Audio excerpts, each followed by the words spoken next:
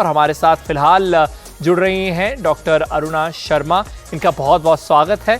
और आज हम आपसे बहुत जो चर्चा है वो इस बारे में तो करने ही वाले हैं कि इस बयानों को कैसे देखा जाए, वही आगे का रास्ता जो है वो कैसा हो। आप पूर्व सदस्य हैं आरबीआई डिजिटाइजेशन कमेटी की। सबसे पहला सवाल, आप इस बयान को कैसे देखते हैं जो वित्त मंत्री निर्मला सीतारमण ने दिया? क्योंकि एक तरफ उन्होंने बात की कि ग्लोबल कोऑर्डिनेशन होना चाहिए, दूसरी तरफ उन्होंने कहा कि आरबीआई कहता है कि इसे बैन कर देना चाहिए। हाँ, बिल्कुल आपने सही कहा। दुर्भाग्य से अभी हम यथास्थिति वाली स्थिति में ही है जो कुछ महीने पहले थे, और आरबीआई का स्टैंड में कोई फर्क नहीं आया है। वो अभी भी कह रहे हैं कि ये उनके मॉनेटरी और फिस्कल स्टेबिलिटी का डिस्टेबलाइजिंग फैक्टर रहेगा और इसलिए इसको बंद कर देना चाहिए। इससे पूरी मतलब जो फिस्कल मैनेजमेंट है वो डिस्टर्ब हो जाएगा। परंतु सुप्रीम कोर्ट ने बहुत साफ बोल दिया है कि बैन इज नॉट देयर, और सरकार ने भी उस बात को मान्य किया है। और इसीलिए सरकार ने अलग अलग पार्लियामेंट्री कमेटी और अलग चीजें बनाई हुई हैं।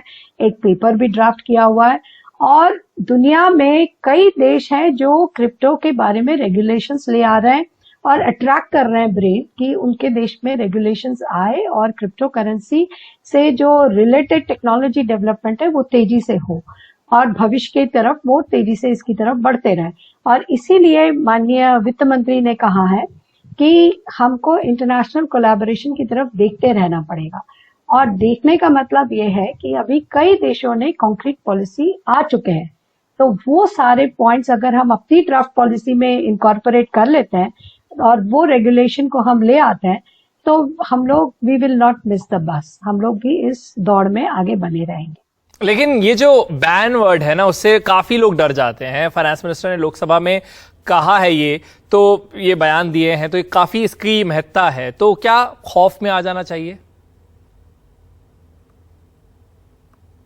मैं इस तरह से कहूंगी कि अगर हम बैन की तरफ रास्ते में चले तो हिंदुस्तान वेब 3.0, 4.0, 5.0 की बस को मिस कर देगा। बैन आंसर नहीं है। अगर आप देखें तो हिंदुस्तानियों का कितना ज्यादा इन्वेस्टमेंट, जिसमें करीब $6 बिलियन का इन्वेस्टमेंट बना हुआ है और 15 से 20 मिलियन इंडियंस इसमें जुड़े हुए हैं। इसके अलावा दुनिया में ये बढ़ता हुआ ट्रेंड है। जो घबराहट इंडिया में हुई है या आरबीआई के स्टैंड को बल मिलता जा रहा है, क्योंकि दो चीजें हुई है। एक तो वैल्यू डिवैल्यूएशन बहुत हुआ है क्रिप्टो की वैल्यू में, और जहां पे बहुत तेजी से बढ़ता है शेयर मार्केट भी, वो उतना ही तेजी से गिरता है जब सर्कमस्टेंसेस इंटरनेशनल लेवल पे इन्फ्लेशन के, वॉर, यूक्रेन रशिया वॉर और दुनिया भर का डिस्टर्बेंस रहा है, तो आपके शेयर प्राइसेस भी गिरे हैं, आपके म्यूचुअल फंड की वैल्यू भी गिरी है। उसी तरह क्रिप्टो भी गिरा और ऑफ कोर्स ज्यादा तेजी से गिरा है। परंतु अगर हम गिराव देखें तो आज भी वो इनिशियल कॉस्ट से कई गुना ज्यादा है। तो जो एक डॉलर बिटकॉइन का था वो आज $20,000 है। पिछले साल ठीक है $39,000 था। तो अर्ली एंट्रेंट्स को उसमें फायदा अभी भी है, अभी भी उनको दिख रहा है, इसलिए वो उसके साथ जुड़े हुए हैं।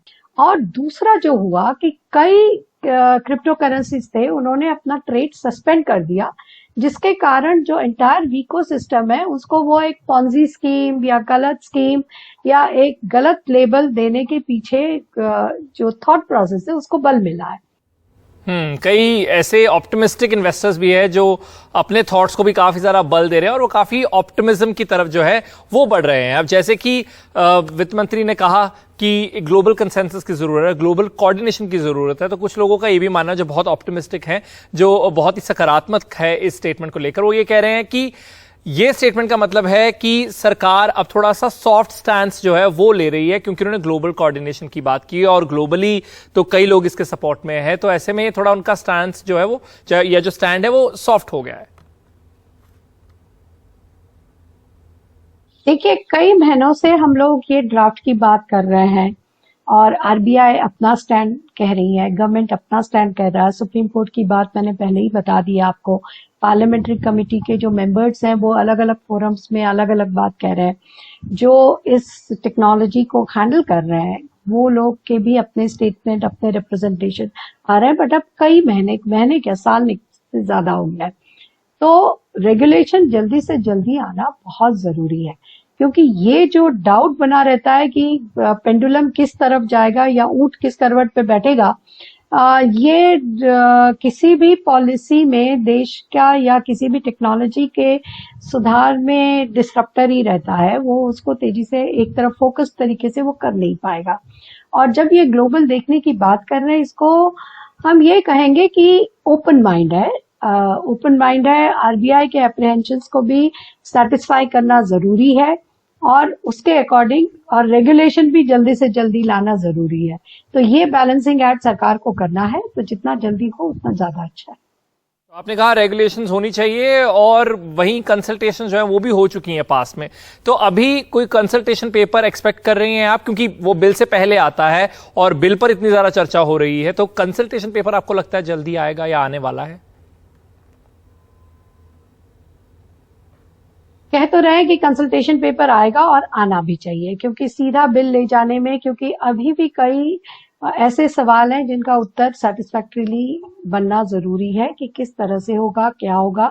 सबसे पहले तो क्रिप्टो को डिफाइन करना बहुत जरूरी है, जिसमें एग्रीमेंट होना है कि आप उसको एसेट क्लास कहना चाह रहे हो कि क्या कहना चाह रहे हो। तो वो जहां होगा तो फिर हिंदुस्तान में एसेट क्लास के लिए पहले से ही नियम है, तो वो अपने आप सब तरीके में आ जाएगा और करेक्ट जैकेट में वो बैठ जाएगा।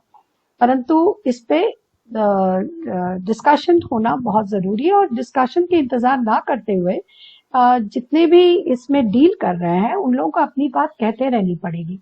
दे have to educate policy makers, they have to continue to educate जो इनके इन्वेस्टर्स हैं उनको भी बताते रहना पड़ेगा कि क्या स्थिति है और सत्यता क्या है। जी, बहुत बहुत शुक्रिया डॉक्टर शर्मा हमारे साथ जुड़ने के लिए और हमारे सभी सवालों के जवाब भी देने के लिए।